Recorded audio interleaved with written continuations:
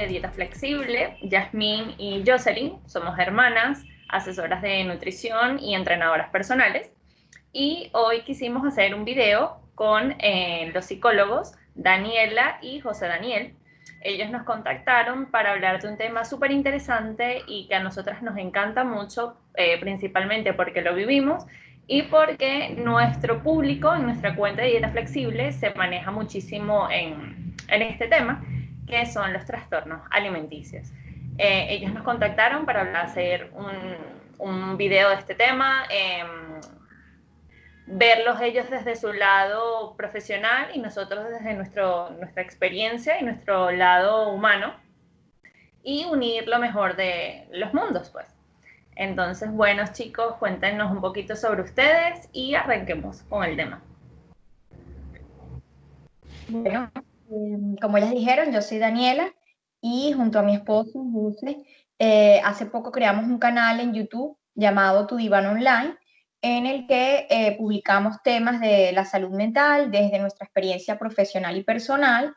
Y quisimos compartir un video con Yasmín y Jocelyn de la cuenta Dieta Flexible, ya que nos gusta mucho la manera en que ustedes abordan el tema, todo lo que tiene que ver con la alimentación saludable, de una manera muy práctica, muy amable, muy poco rígida, ¿no?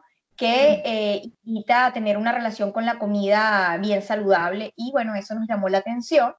Además que tienen un trabajo que ya tiene varios años con esta cuenta, entonces tienen un público bastante grande al que nosotros quisiéramos hacerle llegar esta información tan importante, ¿no? Claro. Buenísimo. Hola, mi nombre es José Malavé, yo soy psicólogo clínico, egresado de la Universidad Central de Venezuela.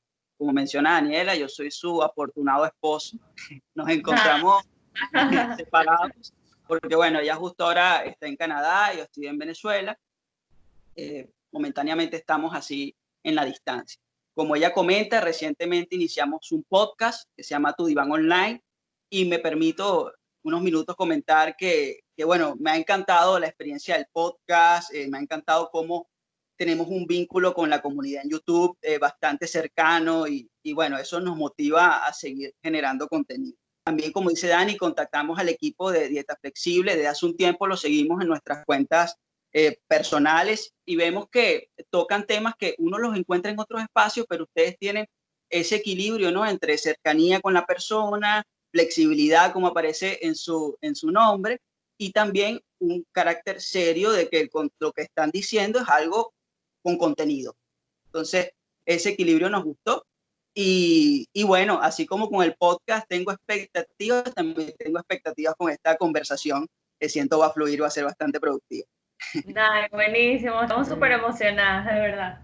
Gracias. Nos convoca acá a hablar de los trastornos de la conducta alimentaria. Nosotros los entendemos como una patología mental que va a causar una repercusión, va a tener una repercusión en la manera como la persona se alimenta, ¿sí? La manera como la persona se relaciona con la alimentación. Y hay muchos. Está el trastorno por pica, obesidad, el trastorno por atracones, el trastorno restrictivo de la ingesta de alimentos, y está la anorexia y la bulimia, que esos dos son los que vamos a detenernos un poco a hablar el día de hoy. Vamos a hablar de los dos juntos porque se entiende muchas veces que son dos caras de una misma moneda, ¿sí? Uh-huh. ¿Y cuál es esa moneda, ¿no? ¿Qué es lo que los convoca a los dos? Que esto es mucho más que un trastorno en el que la persona tiene un conflicto con la comida. Lo que ha demostrado el psicoanálisis es que de fondo lo que aparece allí es un problema en el autoconcepto, ¿sí? Un problema en la imagen de sí mismo que va mucho más allá de la imagen física, ¿no? Que es un problema con el ser, ¿no? Con quién soy, y que en algunos casos va a tener la cara anoréxica y en otros la cara bulímica, ¿no? La etiqueta anorexia es engañosa porque recordemos la etimología de la palabra anorexia, que significa pérdida de apetito, y eso no es lo que pasa allí. Pues sobre todo en los primeros estados hay hambre, ¿no? Pues si entendemos que el problema tiene que ver con pérdida de apetito, decimos, la persona pierde el apetito, en consecuencia no come y en consecuencia llega a la delgadez extrema. Y no es esto. El problema es que allá, ¿no? A pesar de tener hambre normal, a pesar de tener el deseo de ingerir alimento, se restringe a comer. ¿Por qué? por el autoconcepto que estamos hablando, que está allí distorsionado. Y Total. a modo general, con la bulimia, vamos a entender la bulimia como un síntoma que aparece en muchas condiciones. Puede aparecer en una persona sin algún problema mental, una persona con un funcionamiento normal, que aparece ese síntoma allí, interrumpe, o puede aparecer en pacientes bipolares, puede aparecer en pacientes con un trastorno de personalidad, ¿ok? Es un cuadro que se suele comparar con la neumonía. ¿Por qué? Porque tiene muchas razones, o sea, como que sobredeterminado. Lo puede causar una cosa u otra, u otra, u otra. Lo que es importante entender, ya para cerrar y darle el pase a Dani, que estos trastornos aparecen en una persona que tiene unas características particulares, que tiene una biología particular también, y que está en una cultura y un ambiente familiar con unas características. Bueno, sí, sería interesante porque José ha dado como una introducción bien amplia, bien interesante, ponerlo de manera más detallada para que la gente que quizás no ha escuchado mucho de estos trastornos tenga claro, ¿no?, con cuáles son los criterios según los manuales de diagnóstico de los trastornos mentales, cuáles son los criterios que debe cumplir una persona para ser diagnosticada, ya sea con anorexia o con bulimia, ¿ok? Entonces, en el caso de lo que se llama la anorexia nerviosa, hay ciertos criterios que la persona debe cumplir. Entre ellos está una restricción, ¿ok? O sea, la persona se limita de manera voluntaria a consumir, ¿ok?, alimentos, a pesar del estado en el que se encuentre, a pesar de que pueda estar desnutrida o que pueda estar perdiendo peso, está ese control de lo que consume. Otro es un miedo muy intenso a aumentar de peso, esto aun cuando esté perdiendo peso. Siempre está ese temor a perder peso y la persona puede o no reconocer ese miedo, ¿ok? A veces incluso lo niega. Correcto. Y el último criterio es que hay una distorsión de cómo la persona se percibe, cómo la persona percibe su peso, cómo la persona percibe su cuerpo, ¿ok? Entonces, esto va a generar un malestar significativo, va a deteriorar la calidad de vida de esta persona.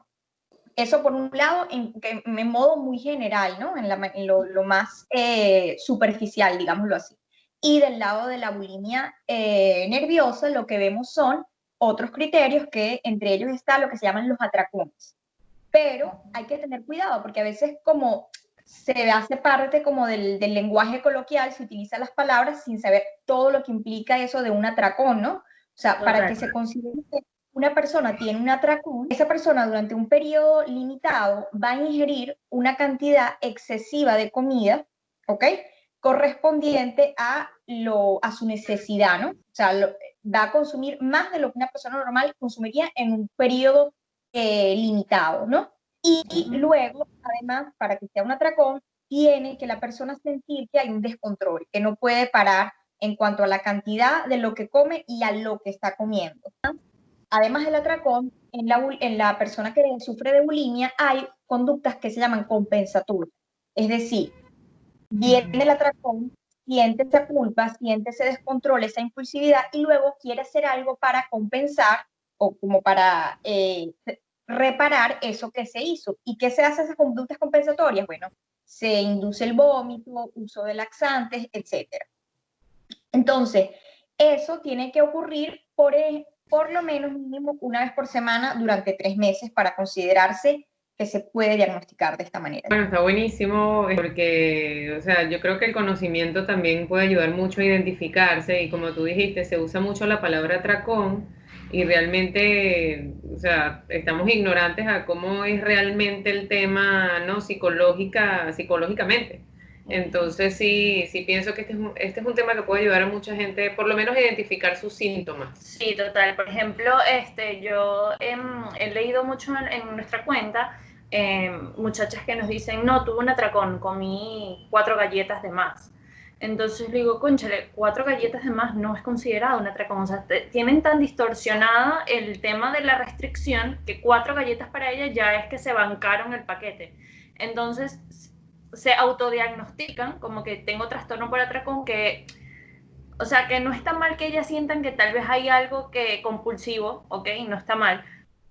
Diagnosticarse con trastorno por atracón, yo creo que ya las limita o las predispone a que soy así, tengo un problema, o sea, estoy mal, yo soy la que estoy mal, en vez de por lo menos ir a la raíz de por qué quise comerme 4 galletas, tal vez sí tenía hambre, tal vez de verdad no he comido bien en toda la semana, he tenido una semana estresante y bueno, sí, comí por emoción 4 galletas más. O sea, verlo con la menos gravedad que un atracón como tal sí es, ¿no? O sea, que es algo como más complejo. Entonces eso pasa muchísimo en la cuenta, que nosotros tratamos como de normalizar eso, o sea, de que tal vez un día te sirves la misma porción de siempre, pero quedas con un poquito de hambre y te sirves 2 cucharadas más de cada cosa para saciarte más, eso no es un atracón, ¿no? Entonces como que establecer las diferencias es bastante bueno también para quitarles las culpas de encima de realmente qué es lo que se busca trabajar y qué no, qué es más normal. También que más allá de tú ofrecerles esa información, es tratar de mostrarles qué hay detrás de ese comportamiento, ¿no? O sea, más allá de que te comiste 3, 4, 5 galletas, es bueno, pero hay que ver, o sea, cómo lo entiendes, o sea, qué hay detrás de eso, cómo te sientes tú con eso. Y eso es lo que hacemos en el trabajo terapéutico, no enfocarnos, ¿ok? En, bueno, esto es un trastorno de la conducta alimentaria. ¿Por qué? Porque, bueno, lo que se ve es eso, o sea, la persona deja de comer o come en exceso y luego trata de expulsar eso. No, o sea, mal, exacto. Exacto, ese es como se expresa el malestar, eso es la punta del iceberg. Hay que ver qué hay detrás de eso, qué se quiere manifestar, porque nosotros sabemos que lo que no se pone en palabras lo expresa el cuerpo, se expresa de otra manera. Entonces, ¿cuál es el malestar que está detrás de esto que se expresa del cuerpo a través de cómo me relaciono con la comida? ¿Qué realmente significa esa comida que yo me niego a incorporar y después de incorporarla quiero expulsarla? Eso es lo que tengo que explorar. Excelente, Dani. Bueno, fíjate que por experiencia propia, porque como les comenté, yo sufrí mucho, no llegaron a ser, ahorita que lo sé, ¿no? No llegaron a ser atracones a una magnitud súper grande, pero sí era como perder cierta noción del control y comer de una forma en la que no me gustaba como lo estaba haciendo, pero ya no había vuelta atrás, ¿no? Era como así. Nunca llegaron a ser atracones enormes porque, bueno, leo la historia de otras chicas y digo, wow, o sea, en mi caso tal vez no fue así, pero me daba cuenta que cuando yo lo hacía era por un tema de tal vez, como dijo José Daniel al principio, es un autoconcepto que tenemos de nosotros mismos. Entonces, ponte, no sé, yo pienso que yo soy una chama muy impulsiva cuando hablo. Entonces, voy a un sitio, ¿verdad? Entonces no quiero ser impulsiva cuando hablo, ¿verdad? Porque no tengo ese autoconcepto de mí y para mí eso está mal. Entonces, durante la reunión o lo que sea, trato de controlarme para no ser impulsiva y no hablar, y lo que no hablo me lo como. Eso es como por encimita, ¿no? Un síntoma que yo logré identificar, ¿no? Que era cuando me privaba emocionalmente de cómo soy y o de lo que quería hacer en el momento. ¿Por qué? Porque ahí venía la compensación. Si yo era impulsiva al hablar, o sea, si no me restringía, si no lo hacía, después quería como que irme, quería taparlo, ya no quería estar ahí porque lo hice. Entonces ahí venía la compensación. Entonces es solamente un poquito más abajo de la puntica del iceberg porque hay un montón de autoconcepto detrás, ¿no? Pero al final no tiene nada que ver exactamente con la comida. O sea, yo pude haber usado otro tipo de vehículo, pude haber usado alcohol, pude haber usado drogas, pude haber usado lo que sea para yo compensar eso, pero la comida para mí era lo más viable, lo más fácil y lo más práctico que yo encontraba como para utilizarlo. Entonces sí me parece súper interesante el tema de la compensación, porque si te restringes va a haber una secuela y si no te restringes va a haber una compensación. Me parece muy importante lo que mencionas, porque uno entiende que lo que uno ve como un síntoma, lo que uno ve como parte de la enfermedad, el paciente lo va a entender como lo que lo calma, como la salvación, ¿verdad? Como lo que necesita. Entonces hay que abordar ese síntoma con respeto y con mucho cuidado para entender qué es lo que está justificando, qué es lo que está pasando. Porque qué es lo que les rodea a los pacientes con trastorno de la conducta alimentaria. Muchas personas que desde afuera le van a decir, pero come, pero no hagas esto, pero hazlo bien, deja de hacer esto, ¿no? Entonces, claro, uno cuando está trabajando con estos pacientes no puede convertirse en un objeto más que hace esas cosas, ¿verdad? volviendo con esto lo de las galletas, cónchale, yo me pregunto, es el nivel de culpa que puede, o sea, veo el nivel de culpa que puede sentir una persona en el que considera 4 galletas como un atracón, ¿no? O sea, él lo considera como algo grave, patológico, ¿no? Algo que no debió hacer, ¿no? Porque ese es otro tema puntual, él no debió hacer. Me parece que son muy buenos estos espacios porque nos ayudan a entender, ¿no? A poner en su lugar cada concepto y parte de eso puede ser la clínica. O sea, ¿qué encontramos nosotros en un paciente con, por ejemplo, bulimia o un paciente con anorexia? Bueno, fíjense, los atracones. Hemos visto casos de atracones de pacientes que durante el atracón ni siquiera mastica la comida bien. Es tragar, ¿no? Por ejemplo, en un periodo de 2 horas, el paciente no hace ese proceso de generar el bolo alimenticio y comer, medio mastica, se lo traga, ¿ok? Es una comida excesiva, ¿ok? No es que estamos hablando de 4 galletas, no, puede ser 1, 2 paquetes. Comida alta en calorías y azúcares, ¿ok? Por lo general también, ¿ok? Y que luego de eso viene un fenómeno muy típico que se llama la angustia post-atracón, que después del atracón viene un profundo sentimiento de culpa y de malestar, que la persona dice, ¿por qué hice esto? Y que va a derivar en la conducta compensatoria, que puede ser purgativa, ¿ok? Con laxante, introducirse los dedos para inducir el vómito, que en casos avanzados el vómito puede aparecer por voluntad, sin ni siquiera inducirse los dedos, ¿ok? Y también hay otro tipo que es el hacer ayunos o hacer ejercicio excesivo, que eso también es otra conducta compensatoria.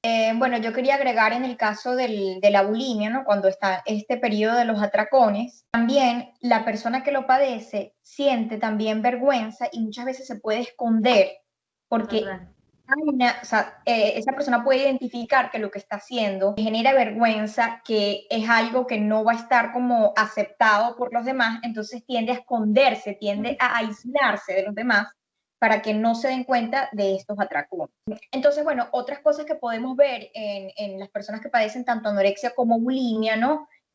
Son unos cambios a nivel físico. En el caso de la anorexia puede ser como más evidente, ¿verdad? Por eso es que es como más fácil diagnosticarlo porque a simple vista se puede quizás reconocer.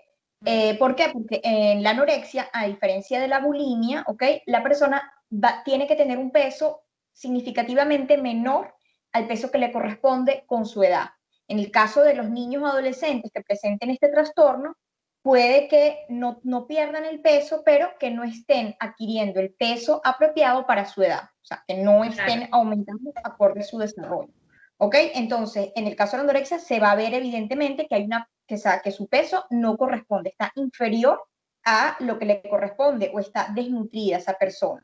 Además, puede que tenga un color amarillento, puede que presente lo que se llama un vello fino, ¿ok?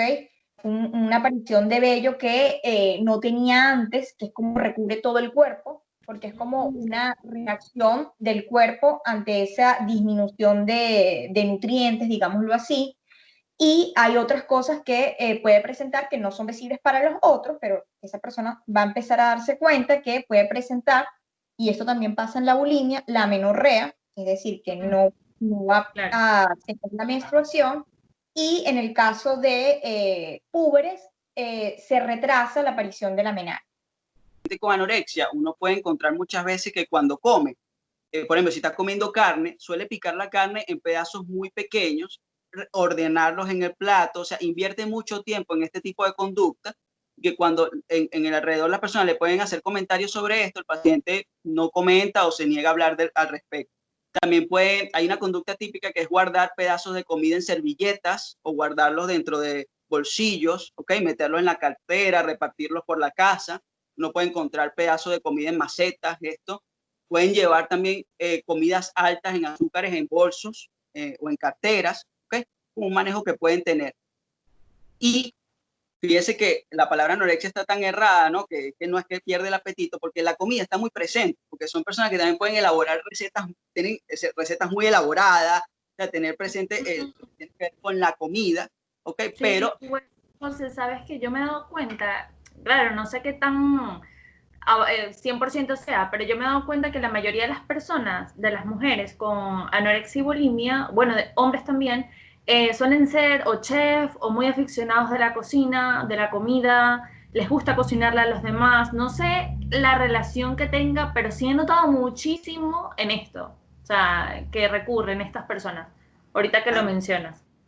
Sí, porque fíjate lo interesante que sea un chef, porque el chef controla la comida, ¿no? El chef controla la preparación, controla el alimento, y la personalidad de un paciente con anorexia suele ser una personalidad bastante controladora para sí mismo y para el entorno. Una personalidad, fíjate que esto aparece en lo que llaman niñas modelo, que son niños muy bien, con muy buen comportamiento, académicamente impecable. Son niños que tienen un funcionamiento de siguen las órdenes, acatan, son responsables, y luego aparece esta manera, o esta patología allí que se expresa por el manejo con los alimentos.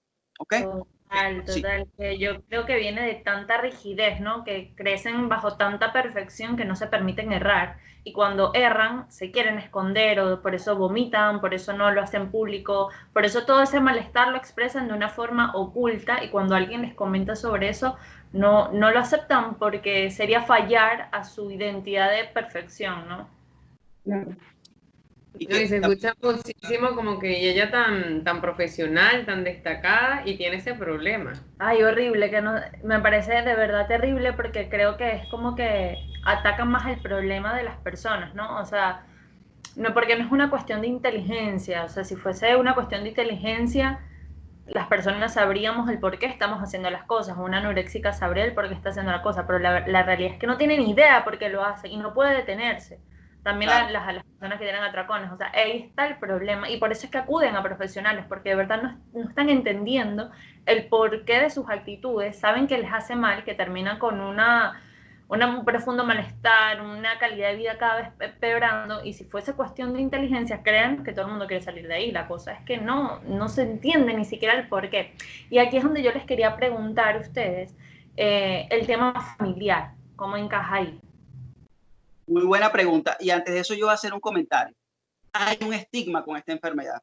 Con las enfermedades mentales en general hay estigma, pero con esta en particular, pues no ves que nadie le diga a un esquizofrénico ¿por qué escuchas voces? Nadie le dice eso. Nadie, ¿me entiendes? Pero un anoréxico o un bulímico sí, porque pareciera que se entiende que estas personas lo hacen a voluntad. No come porque está la cama. No quiere. Por capricho, porque te quieres ver flaco. Y tan bonita que eres, o sea, eres demasiado linda, ¿por qué te quieres poner flaca? No. O, ¿sabes? Ese tipo de cosas que lo que hacen es alimentar la culpa, que es lo que presenta, o sea, yo digo que es como que lo principal que presenta este tipo de personas, o sea, la culpa y la necesidad de compensar de que me equivoqué. Claro, o sea, fíjate que ese tipo de personas que hace ese comentario, ¿no? O sea, como que, ay, pero ¿por qué estás así? O sea, ya te ves linda. Son personas que buscan comentarios sobre la apariencia de otros, que eso no es beneficioso para una persona que está padeciendo un problema como este, con su imagen, ¿no? Corporal. Entonces, enfatizar cómo luce no ayuda. Además, estas personas en la desinformación, ¿no? Porque pareciera que, como ven que, bueno, por lo menos en el caso de la anorexia, hay un control excesivo con el tema de la comida, dirán, bueno, como controla dejar de comer, puede controlar recuperarse. Entonces, no, esto no es uno no sufre un trastorno mental y uno a voluntad decide, bueno, yo voy a tener esto. Igual como yo decido dejar de tenerlo, no. Hay que entender que detrás de este trastorno hay personas que sienten, que padecen, que sufren y que necesitan un acompañamiento para salir de esto, que no basta con darse cuenta de, bueno, aquí hay algo que está pasando que no es normal, que es malo y yo necesito esconderlo de los demás porque me avergüenza. O sea, no, hay algo más. Y por eso se necesita un acompañamiento más que un ataque, una señalización, un juicio, etcétera. Total, súper de acuerdo contigo. Preguntabas por la familia y cuando uno habla de qué ocasiona esta patología, ¿no? Pues uno se pregunta, pero ¿y por qué aparece esto? Entre las aristas aparece el entorno familiar. En el entorno familiar uno va a encontrar una relación muy particular con la madre, ¿no? Por lo general se habla de que son madres que sobreprotectoras, madres que están allí muy pendientes de pacientes, muy controladores, sobre todo en el caso de la anorexia. Se habla también de un ambiente, porque las familias tienen una personalidad, ¿no? O sea, sí, además de la personalidad de cada individuo, es la personalidad de la familia. Y esta personalidad, pues es una personalidad donde los límites están difusos. Como que, ¿sabes? Es como una personalidad donde está el límite allí regado entre todos. Entonces, se ha entendido que muchas veces la anoréxica que hace, restringe su comida, la alimentación para delimitar, para poner, este es mi cuerpo, ¿no? Hasta aquí llego yo controlo este aspecto de mi vida. Exactamente, ¿no? Total. Sí, para sentir que controla. Exacto, que algo le pertenece. Bueno, fíjense que algo muy común también que yo noto en la bulimia y anorexia son mujeres que no han podido madurar al 100%, o sea, no han tenido las herramientas para convertirse en adultas. Ajá, o sentirse adultas, responsables. Son personas, lo que pasa es que no quiero caer como que en características que suenen como a juicio, pero no es como para la descripción. O sea, es como una personalidad aniñada, como que le cuesta asumir roles de personalidad, le cuesta crecer. De hecho, son personas que no quieren crecer. Podría ser insegura también. Ajá, como inseguridad. Y es que lo que yo pienso, ¿no? De aquí afuera, es que han vivido siempre bajo el yugo de una familia, de una mamá o de alguien muchísimo más que ellas, que siempre les ha hecho sentir que la persona sabe más que ellas y que lo que dice la persona es lo mejor para ellas, que ellas crecen sin las herramientas de gestión de poder discernir qué está bien o mal para ellas mismas. Creen que siempre lo hacen mal. Exactamente. Y que necesitan de alguien que les diga qué hacer. Total. No sé si eso a ver con la persona, o sea, con la persona que sufre un trastorno.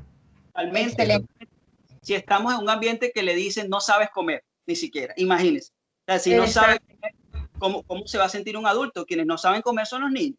Eso se ve mucho, familias por lo menos cómo se manejan con los niños y la comida, ¿no? Cuando no se respeta la necesidad y el deseo del niño, sino que siempre es como que, bueno, como decía José, los límites no se respetan, entonces es como que, bueno, o sea, reconocer la necesidad de hambre en el niño y la necesidad en general, o sea, si ya no tengo más ganas de comer, ya no tengo hambre, no, hay que terminarse todo en el plato, ¿no?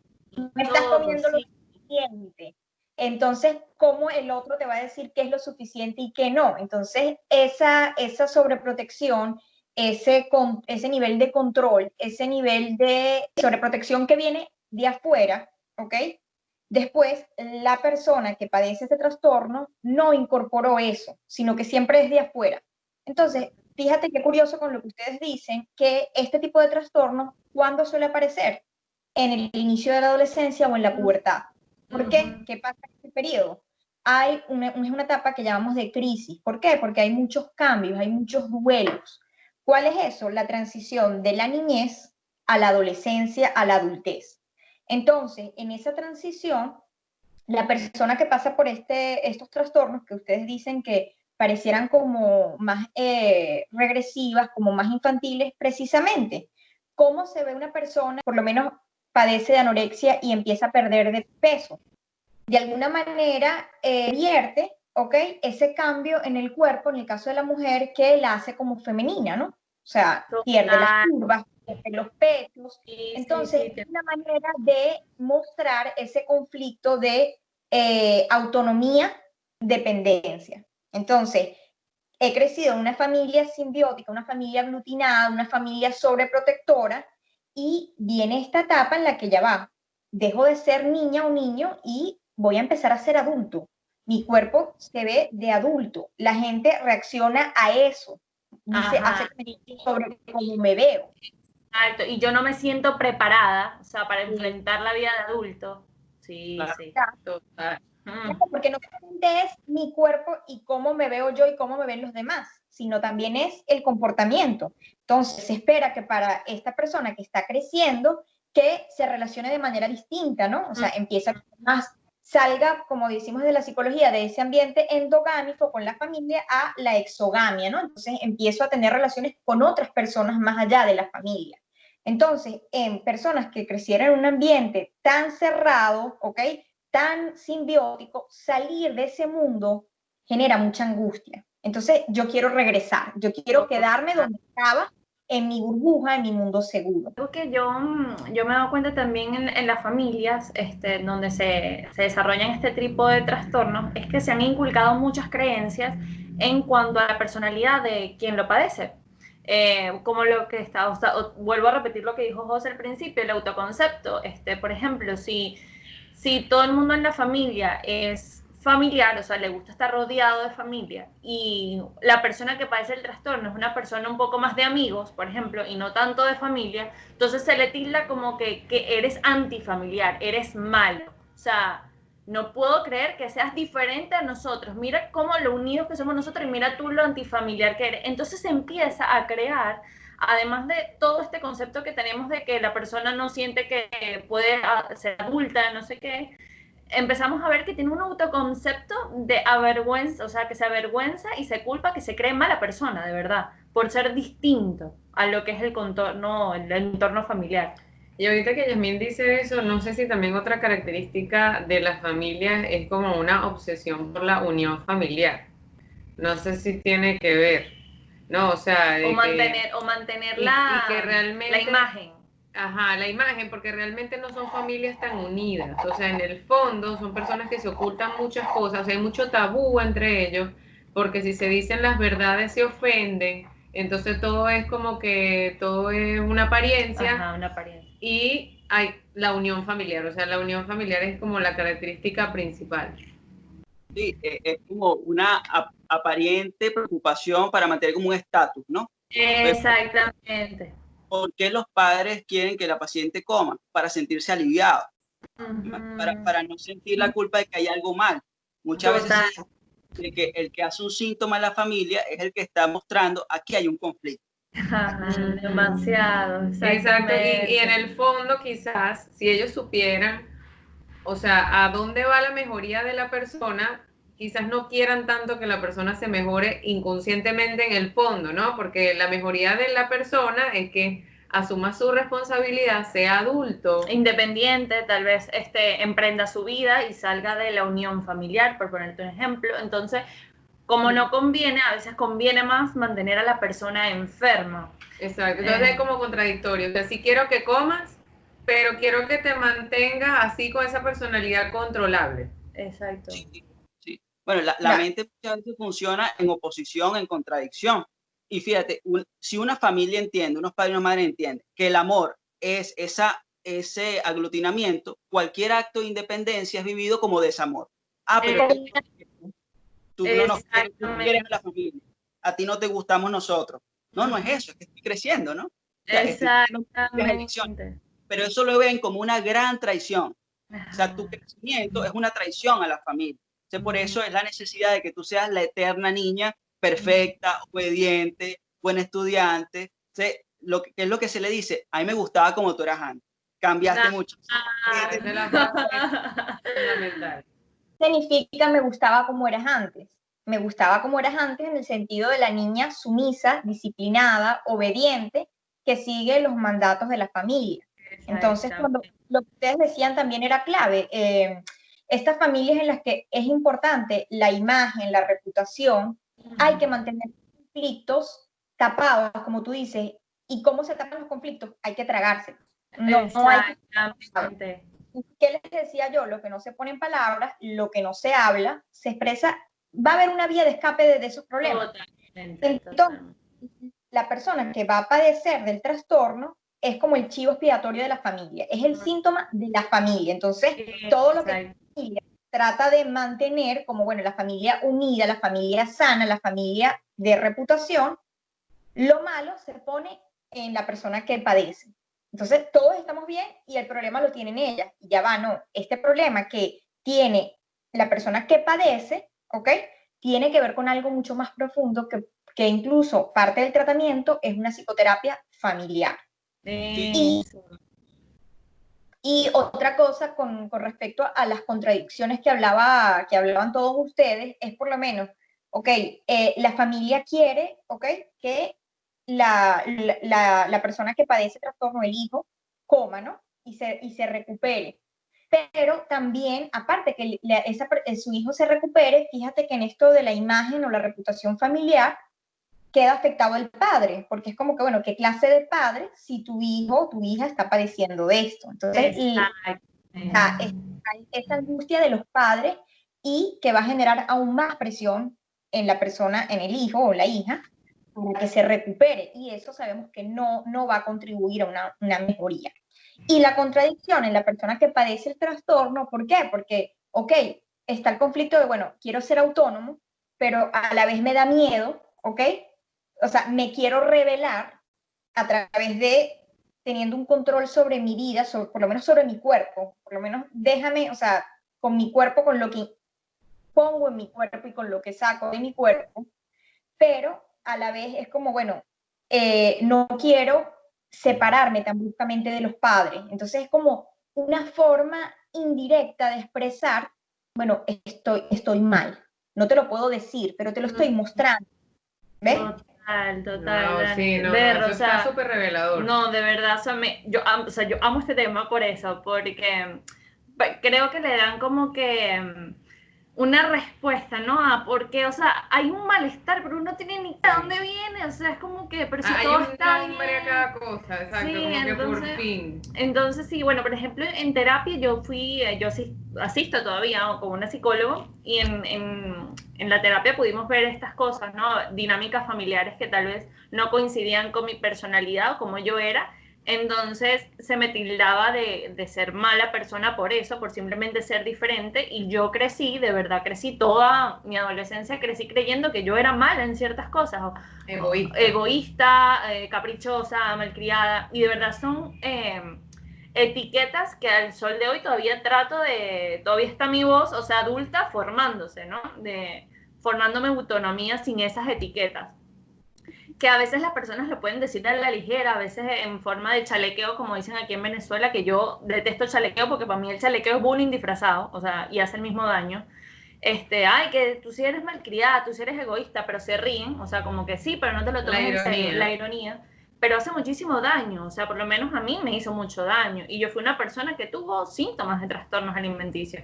Entonces es como que empezar a tomarse en serio todo, ¿no? Los chalequeos, empezar a tomarse en serio la crianza, empezar a tomarse en serio las etiquetas que ponemos en los demás, de dónde vienen esas etiquetas, tienen que ver más de uno que con el otro, en verdad. Entonces, bueno, a raíz de eso yo estoy súper, pienso mucho que al momento de crear una familia la persona tiene que saber realmente a qué se enfrenta, ¿no? Porque los que vivimos las consecuencias de personas que tal vez no supieron en su momento cómo hacerlo mejor, porque esa también es parte de la sanación, ¿no? Reconocer que tal vez mamá y papá no lo hacían a maldad, sino realmente no sabían cómo hacerlo distinto. Tomarse de verdad el tiempo de pensar en cómo criar personas independientes, que no tengan que recuperarse tanto. Lo que comentas, veo que todo lo que estamos hablando apunta al tratamiento, ¿no? Hemos hablado del tratamiento familiar y tú estás hablando de tu experiencia. Me parece que en el tratamiento hay que tener en consideración varias cosas. Hay que tener en consideración el momento, o sea, en qué condición está este paciente, porque estamos hablando de situaciones que pueden llevar a que un paciente con esta característica pueda morir, ¿no? O sea, estamos hablando de un riesgo médico. Hay casos de anorexia en donde se puede dar una condición de emaciación tan grave que el paciente puede llegar a la muerte. Y en el caso de la bulimia, sobre todo en las purgatorias, paciente que puede tener desequilibrios hormonales, o sea, se habla de un síndrome que se llama alcalosis hipopotasémica, que puede causar un cuadro grave, ¿no? Entonces, si estamos en una condición de ese tipo, hay que pensar en una hospitalización, en algunos casos que lo ameritan. Claro, también es importante, porque hay que tener en consideración que el 50% de los pacientes con un trastorno de anorexia o bulimia van a tener un trastorno afectivo también, sea depresión o distimia. Y eso hay que tenerlo en consideración. ¿Por qué? Porque muchas veces nos complejiza el cuadro, porque en la depresión hay un síntoma que se llama la hiporexia, que es que no hay hambre. Entonces muchas veces se confunde también o complejiza el cuadro el no comer, porque o sea, no hay tampoco un deseo de la alimentación, ¿no? Claro, y eso claro. complejizar el cuadro, ¿no? Entonces hay que tener eso en consideración. 50% de los pacientes con anorexia bulimia van a tener un trastorno depresivo o un trastorno distímico, ¿okay? Y que puede llevar también en muchos casos a la ideación o intento suicida. En esos casos hay que pensar en una hospitalización. En el tratamiento en que va a implicar la hospitalización. Por ejemplo, en el caso de la anorexia, si la desnutrición es severa, o sea, se tiene que recurrir a la hospitalización incluso en contra de la voluntad de la paciente. En casos en que la gravedad no es tan significativa y que no requiere hospitalización, el tratamiento más recomendado es un tratamiento que implique una psicoterapia familiar y una psicoterapia individual.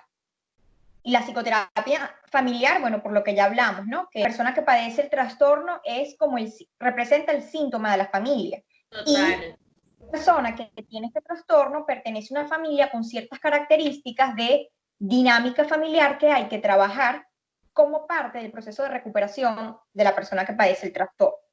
Y en la psicoterapia individual, ¿qué es clave para los terapeutas? No seguir la posición de todas las personas que rodean a la persona con anorexia o con bulimia de esto es lo que tienes que hacer, hay que enfocarse en ella, te corresponde hacer esto, o sea... Claro, eso fue lo que la enfermó en un principio. Exacto. El trabajo terapéutico no se va a enfocar en la conducta de la alimentación, no se va a enfocar en tienes que hacer esto, sino que se va a enfocar en, primero, formar una alianza con el paciente, una relación de confianza, una relación en la que el terapeuta va a tratar de entender qué hay detrás de ese iceberg que hablábamos, de ese síntoma, cuál es el verdadero conflicto que no tiene que ver en realidad con lo concreto de la comida. ¿Cuál es el malestar emocional que se está expresando a través de la relación con la comida? ¿Qué es lo que realmente está haciendo sufrir a la persona, ¿no? Pregunta, ya ahorita antes que se me olvide. Sabes que el tratamiento ideal sería la terapia familiar y la terapia individual. Ahora, si la familia, por el mismo tema de la rigidez, ¿no? Y de los pensamientos chapados a la antigua, no quiere participar en el tratamiento, ¿qué sería en ese caso? Bueno, fíjate, en este caso, obviamente el pronóstico, ¿ok? No va a ser el mismo que una familia que esté dispuesta a ir a la terapia. Sin embargo, no por eso la persona no va a mejorar. ¿Por qué? Porque si esa persona, ¿ok? Que está padeciendo ya sea la anorexia o la bulimia, va a terapia a pesar de que la familia no vaya a terapia, si esa persona con la terapia empieza a cambiar, no importa si los demás no hacen un cambio, ya al tú hacer un cambio, esa dinámica familiar no va a ser la misma. Porque Totalmente. tú, padece, va a tener una posición, un rol en esa familia distinta. Ya no va a ser el chivo expiatorio, ya no va a ser ese síntoma de la familia. ¿Ok? Me gustaría decir algo, que es que no solamente importa la familia que está afuera, el papá que se ve, la mamá que se ve, los demás, importa también la familia que se lleva dentro de uno, ¿sí? Esa familia que se ha metido, esa familia que muchas veces aparece cuando uno se ve al espejo, ¿no? Entonces, si eso no se resuelve, esos patrones se van a repetir en la familia que usted construye, en la familia, en los amigos, en cualquier espacio. Porque ¿qué se ve? Muchas veces se hospitaliza un paciente, mejora, pero regresa a ese entorno familiar patológico y bueno, ¿sabes? Empieza también también.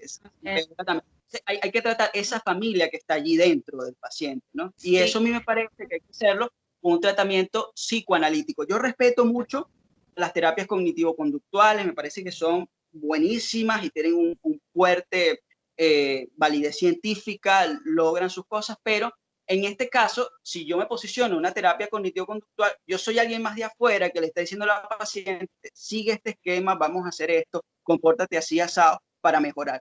Aquí hay que conocer qué pasa con la paciente, ¿no? Y hay que entender que así como por lo menos la paciente anoréxica se maneja con la comida, se va a manejar con las palabras. Y que en la terapia te va a hablar poco, pues son pacientes que hablan poquito. Y uno tiene que entender eso, no presionar a la paciente a hablar, porque alguien va diciéndole, hazlo, dilo, dime, elabora, ¿no? Tampoco hay que interpretar apresuradamente, ¿no? No decir, a ti te está pasando esto, no, ¿por qué? Porque es alguien de afuera que viene a decirte qué te pasa. Acompañar a que el paciente construya su propia hipótesis de lo que le pasa, que construya su mundo interno, porque es que consiga independencia, aunque sea su palabra, pero que consiga independencia, ¿no? Total. José, sabes que hace poco yo vi en Instagram a una muchacha que estoy segura, de verdad, que tiene anorexia, estoy segura.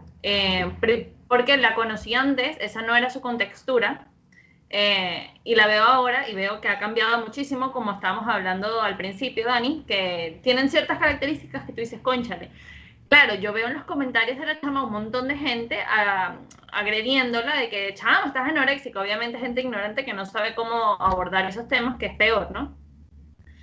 Pero yo siendo una persona, ¿verdad? Que yo veo que esta chama tiene un malestar. Obvio no quiero ser otra más que le menciona su cuerpo, le digo, mira, estás muy flaca, no.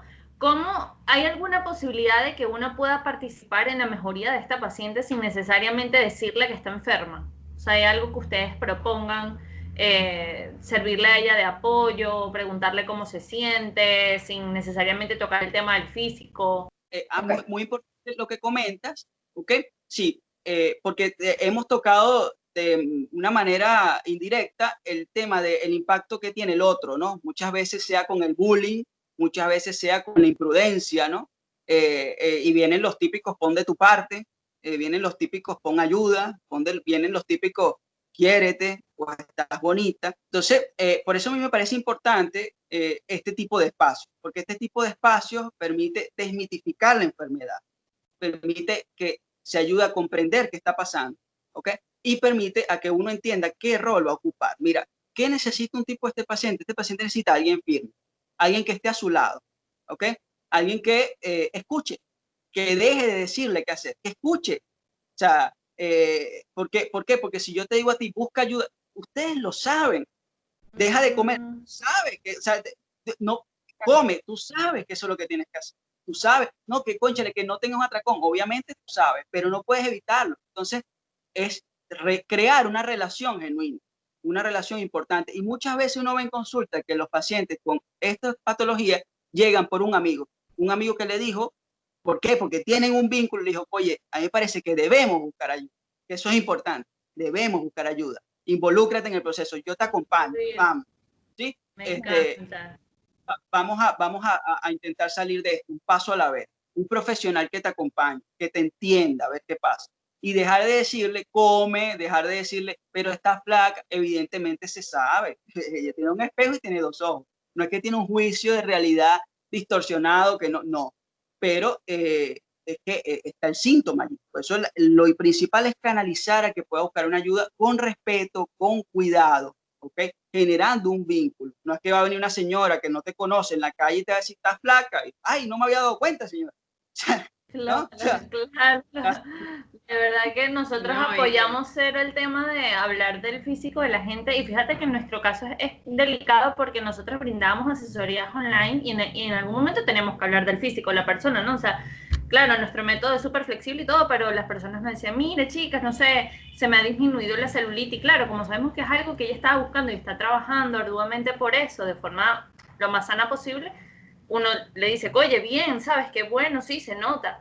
Pero fuera de eso, o sea, fuera del tema de las asesorías, nosotros tratamos lo menos posible de hablar sobre el tema del físico, porque para mí fue un trigger, o sea, fue un detonante muchas veces cuando la gente me decía, ay, Yasmín,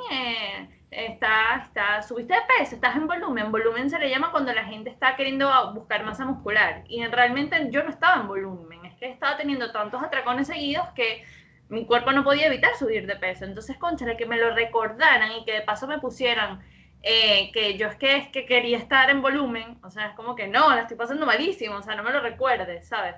Entonces, a partir de eso, nosotros quisimos lo menos posible comentar sobre el cuerpo de la gente y nos parece que es una forma más de, capaz no ayudemos, pero capaz tampoco perjudicamos más de lo que ya está.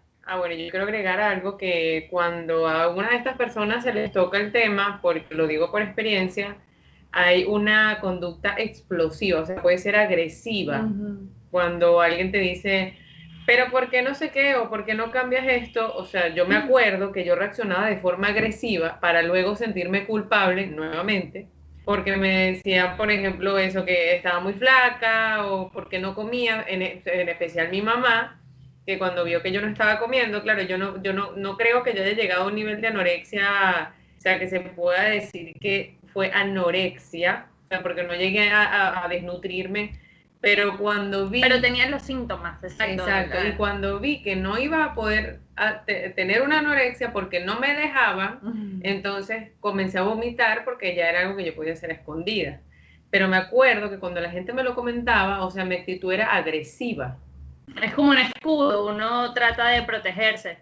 Pero esa agresividad que tú mencionas también es una forma de mostrar, es como ese malestar por no me siento comprendida. O sea, no estás entendiendo lo que está pasando. y simplemente Exacto. lo que estoy mostrando de manera superficial, lo que ves en el afuera. Pero esto tiene relación con lo que decía de, bueno, pero ¿qué se puede hacer cuando yo estoy viendo que esa otra persona está pasando por una situación que necesita ayuda, pero no quiero aproximarme y más bien generar una reacción agresiva o que se aísle de mí? Bueno, la respuesta sería acercarse de otra manera, ¿no? No de una manera en la que haya un ataque, no una manera en la que te pongan como, te den como en la llaga o te demuestre lo vulnerable que estás, sino un acompañamiento, un acercamiento más empático, más delicado, más sensible, de, bueno, aquí estoy, puedes contar conmigo. Muchas veces estas personas que padecen de anorexia o de bulimia acuden a veces a terapia, no por esto de la relación que tienen con la comida, estas conductas con la comida, sino por las consecuencias que eso tiene en otras áreas. ¿Ok? Exactamente, sí.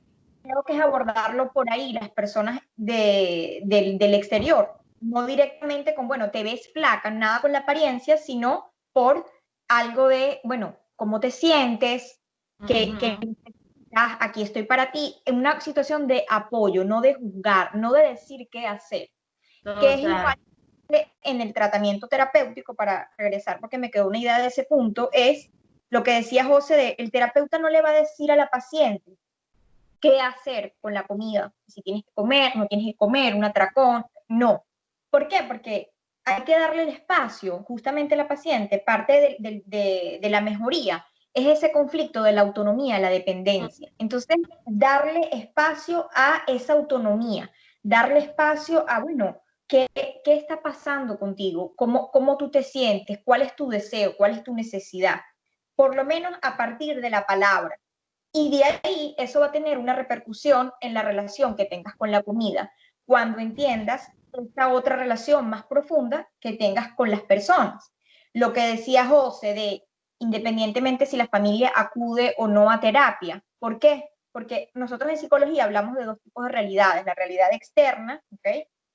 Como que lo objetivo, y la realidad interna.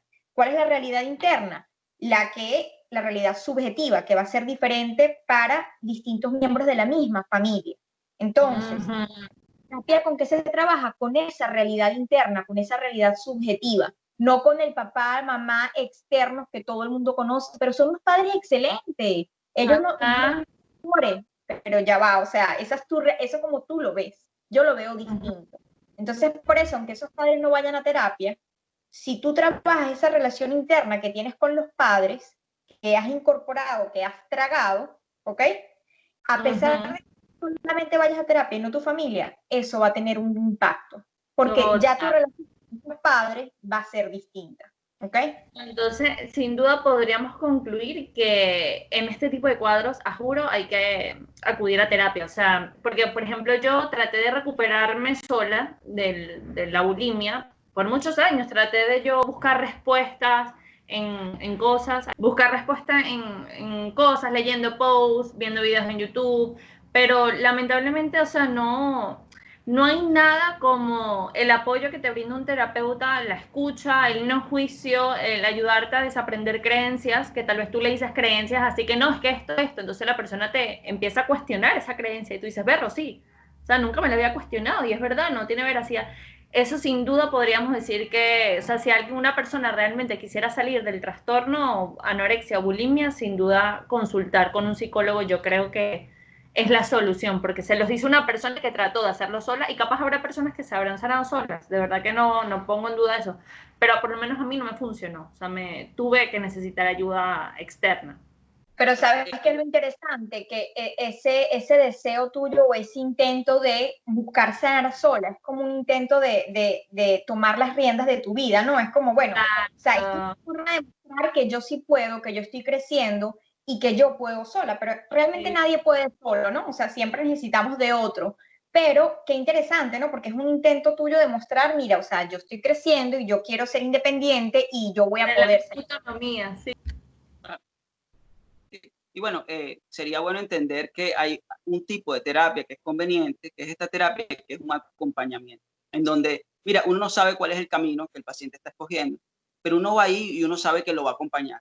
y acompañándolo le va a hacer frente a las cosas que sufre, le va a hacer frente a las cosas de la vida, le va a esclarecer situaciones, va a ayudarle a darse cuenta de cosas. Ese es el tipo de terapia que le sirve a este tipo de paciente. No que yo te diga desde mi posición de terapeuta, este es el camino que tú debes seguir. Este es el camino. Me encanta. Y me encanta que dejemos esto en el video porque muchas chicas no se atreven a hacer terapia porque tienen como un estigma también con los psicólogos de que no las van a entender o de que me van a decir qué hacer o de todo, y por eso no se atreven a ir a terapia, que por lo menos para mí fue súper sanador, y para Jose también. Yo sí hizo terapia muchos años también. Entonces, claro, no todos los psicólogos son buenos, hay que estar en claro en eso, como no todos los nutricionistas son buenos, como no todos los arquitectos son buenos, o sea, como todo. Pero dejar aquí por lo menos que ustedes den una pista, una característica de qué buscar en un psicólogo, yo creo que, o sea, está buenísimo que lo hayamos dejado en este video. Bueno, fíjense, nosotros de hecho vamos a hacerle publicidad, tenemos un video incluso de qué esperar al acudir con un psicólogo o con un psiquiatra, porque sí, hay muchos estigmas, muchas creencias, muchos juicios sobre lo que implica ir al psiquiatra y al psicólogo. Y fíjate que a pesar que José y yo somos psicólogos, ambos hemos acudido a terapia. Y generalmente el trabajo principal del psicólogo no es decir qué hacer. Las pocas veces en que intervenimos y decimos qué hacer es cuando la situación del paciente, la vida del paciente o de otros está en riesgo. Pero del resto, respetamos y tratamos de entender el deseo del paciente. El otro estigma es que hay, porque yo lo sentía, que era que yo estaba yendo al psicólogo y era una doble vergüenza. O sea, yo no quería que nadie se enterara que yo iba al psicólogo porque era como que, o sea, la gente va a pensar que estoy loca. ¿Sabes? O sea, la gente va a saber que tengo un problema, y tener un problema es lo peor que hay porque la gente tú no la ves en la calle con problemas. Claro. O por lo menos que lo demuestre. No, y para mí hoy en día, o sea, para mí que todo el mundo tenga un psicólogo, para mí es como que sí, todo el mundo debería tener un psicólogo. O sea, todo el mundo necesita psicólogos en su vida. O sea, porque nadie está exento en su infancia, nadie está exento de la vida, pues. Entonces, siempre hay cositas que tratar. Entonces, buenísimos, chicos, me encantan haber tratado este tema con ustedes, me encanta la visión que tienen, porque como les hablé cuando ustedes me enviaron el correo, soy un poco escéptica con ese tema porque he conocido personas que tratan nada más la sintomatología y eso a mí me revienta porque yo pasé por eso y es lo peor, pues. Entonces, cuando vi su abordaje, yo dije, no, buenísimo, vamos a hacer esto. Así que, de verdad, los voy a mega recomendar en la cuenta porque hay muchas chicas necesitando psicólogos para abordar su problema. Entonces, excelente que existan profesionales como ustedes. No sé si quieren agregar algo más. Agradecerles de verdad el espacio y la confianza, porque entiendo que sí, o sea, puede generar escepticismo hablar con cualquier tipo de profesional que quizás tenga una línea de pensamiento distinta a la que ustedes tienen. Pero que este espacio sirva para esclarecer dudas, para invitar a las personas que están padeciendo algún malestar a buscar ayuda. Porque fíjense, ustedes, nosotros, todos hemos acudido con un psicólogo y eso no es motivo ni de vergüenza, ni de, bueno, pero ¿por qué vas? ¿Todo bien? O sea, tú pareces bien, o sea, ¿qué te pasa? Algo como de los que no pueden solos, los que son débiles, nada que ver. O sea, de hecho, en otros países el acudir al psicólogo es como casi una muestra de un grupo que se da a la persona, ¿no? Es como un intento de ser mejor. Y bueno, nada, los invito de verdad a el que no haya acudido y el que sienta que necesita una ayuda, un empujón a abordar su malestar, que acuda. ¿Ok? Buenísimo. Bueno, nosotros los psicólogos, por lo menos como nosotros lo concebimos, tratamos a la persona y no a la patología. Vemos a la persona que está allí, a la que sufre, a la que padece, a la que muchas veces se siente incomprendida. Es importante que, bueno, no solamente sentirse cómodo con el abordaje del psicólogo, sino con la personalidad. Pues si no te cae bien tu psicólogo, bueno, eso también es complicado. Eso puede pasar. Es verdad. Yo les agradezco el espacio, realmente para mí ha sido una conversación bastante amena. Le digo, yo pudiese pasar aquí otra hora más conversando. Pero bueno, necesitamos cerrar porque hay que pensar en el que no va a haber. Lo dejamos hasta acá por hoy. Perfecto.